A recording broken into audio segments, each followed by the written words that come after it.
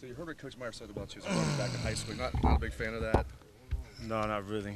No. On the record, how good were you? Uh, I had more rushing yards than every running back we have on this roster now in high school. So I guess I was pretty good. The question was about just how far you've come as a wide receiver. He thinks you've come just exponentially far. You came here, you thought you were going to be a corner, you were running back in high school. Just how far do you think you've come as a wide receiver? I think it's night and day if you go back and watch the film. It was a hard transition at first. I never played wide out till I got here. I was obviously a running back in the corner in high school. So when I got here, they moved me to the wide out room. But I had good leaders like DeVere and Dane, all those dudes that helped me get to where I am today. So I'm blessed. What was the biggest adjustment? You said you box out receivers and stuff like that. Now, what was the biggest adjustment you think you had to make, Corey? Route running. Not being used to running routes. As a running back, you're not really catching any passes, especially in high school. So just being able to run routes and get separation was really the hardest thing. Urban Meyer said one of the things he'd like to see you do more of, and you've heard him say this too, is like break tackles and make plays too and stuff. How do you work on that? How do you become better at that? Just open field running. We do drills at practice where wideouts versus DBs or wideouts versus linebackers where just make you miss drills. So we'll probably do more of that. Was there much of an adjustment that you had to go through, like from an attitude standpoint, when the new coaching staff came in? Because he keeps referring to, making this 180-degree flip that you had from a year ago to now. Yeah, I guess it's just a trust thing.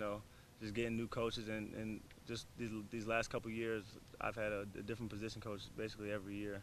So I guess it's just a trust thing. When they first got here, nobody really trusted them. We didn't know what they were bringing to the table. But now, having a year under our belts, we got a way better relationship than we've had before. Give us an idea of what was the first thought that went through your mind last year when Coach Meyer and the new guys came in? These guys are blank as compared to these guys are what now? When they first came here, we had those little 4 or 5 a.m. workouts outside and in the snow. So I don't think anybody had a real good, anything good to say about them at that point. But now it's like everybody around here loves them. They're doing all the right things. They put us in the right position to win games. So we all love them now. Coach Meyer said that Braxton's staying today. What are your expectations? How surprised would you be if he's not out there against Cal?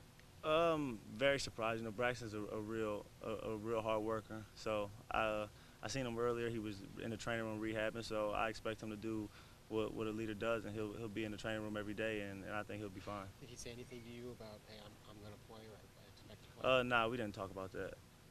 Philly, what's it like managing injuries at this level of college football? Guys get hurt and coaches maybe have to decide how much to push them. It seems like, for instance, with Corey Lindsley, they've been getting him back in, but not going too far with it. What's that process like for coaches and players to figure out how much to play a guy coming off an injury? At this level, I think it's much easier, especially with the technology that they have, and with these new machines they have in the training room, and being able, having so much time to get over here. We got great trainers that know exactly what they're doing. So, and I think the coaches are doing a good job of taking the process with Corey nice and slow and just breaking them back in, just to not put too much pressure on, especially in the last 2 games where, we needed him, but we didn't really need him much, so it wasn't really worth it. So I think that they're getting ready for Big Ten season. So then how does that translate to a guy like Braxton? Does it make sense? Let's take it easy with Braxton, and if we don't need him, keep him out? Or is it if he's healthy, throw him out there? Yeah, I think it's basically if he's healthy, he's going to play. I think if he feels good enough and confident enough in whatever the injury is, I don't even know what it is, then he's going to play. What kind of adjustments do you have to make?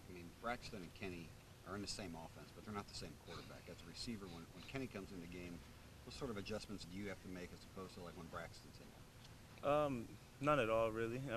Like I've said before, Kenny can run any play in the offense. Kenny does a lot of similar things that Braxton can do, except running, obviously. But when Kenny comes in the game, everybody's 100% confident that he can do the same thing. But even with the running, when Braxton scrambles, I know you guys all have scramble rules. Mm-hmm. Is that something you have to worry about less when Kenny's in the game? No, not at all. You seen us run? Is that Braxton is unable to play? Is there a little bit of a letdown maybe? Not just because it's Braxton, but simply because it's a player you counted on. It could be anybody, but it happens to be Braxton in this situation. If he doesn't play, could that be a little bit of a letdown? Nah, not at all. Not a letdown. We know if Braxton can't play, it won't be his decision. They're going to have to pull him off the field or tell him that he can't play, because I know he's going to do everything in his power to play. But I mean, if he don't, we got a backup that'll step in and do a pretty good job. You guys are obviously comfortable with Kenny, but I mean, is it kind of something that kind of progressed over a while because Braxton has left games multiple times? I mean, do you think that's kind of helped in your guys' familiarity and comfortability with him? Nah, I mean, Kenny's been around here a long time, and especially this being my 4th year, I've been with Kenny since freshman year. He's been the person who I've been working out with a lot, especially with these routes and stuff. So, I mean, just Kenny does everything that Braxton does at practice. Kenny gets the same amount of reps as Braxton does at practice. So, the timing and everything is always going to be there. You guys What's were the obviously a difference? successful road team last year. What's the key to being successful on the road? This is a long trip going all the way out to California. What's the key to being good? Just staying focused, basically. You know, it's a night game, so we're gonna have all day waiting around, and as long as we can stay focused and not worry about everything that's going on outside of us, and just stick to the plan and do what we got to do, then we'll come out with the win. Have you ever been to the Bay Area? No. Would you like to go see the Golden Gate Bridge and downtown San Francisco and all that stuff? Or, No. I mean, how do you focus like that, Billy? I mean, knowing you're in kind of a sort of an exotic. Well, y'all will be in Oakland, but sort of an exotic locale. Close to an exotic. Are you curious about what's around? You know? No, not at all. Well, why not? Why not? Because I don't think there's anything there anyway. Really? No, not at all. So it's not special playing in California. Not California's not a special state. Hey Philly, with as many guys, as many options as you guys have at the skill positions, I know Coach Meyer said last week, you know, in week 1 he felt like they didn't get the ball to you enough. Do you guys, you know, sort of wonder, how are the touches going to go this week? I mean, it just seems like, you know, there's lots of different guys that Braxton can throw it to, or you guys can hand it off to. What's it like as a guy? I'm sure you want the ball as much as you can get, but do you think about that very much?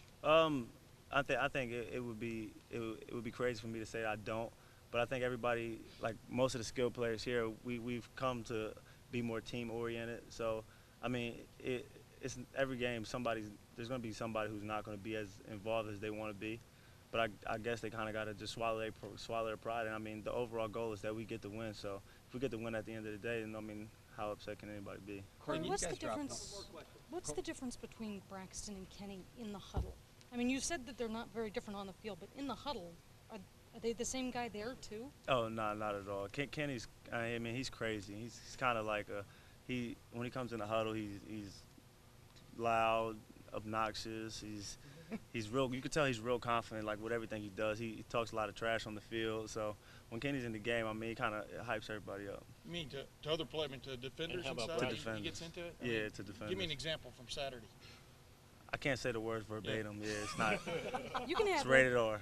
Were they questioning him being in there? I mean, is it give and take? You're saying, I mean, does he like being questioned about his credentials, I guess? Yeah? I don't think he's questioned anymore. I think everybody knows when he gets in the game, like what's going to happen. Yeah. Corey, So when he you guys didn't say drop in just- the polls, does that give you further evidence, proof that you guys really are the hunters or the hunters? Give you guys more ammunition? No, I mean, we're not worried about the polls. We know if we keep winning, I mean, they only could drop us so far. I mean, how far down can you drop an undefeated team?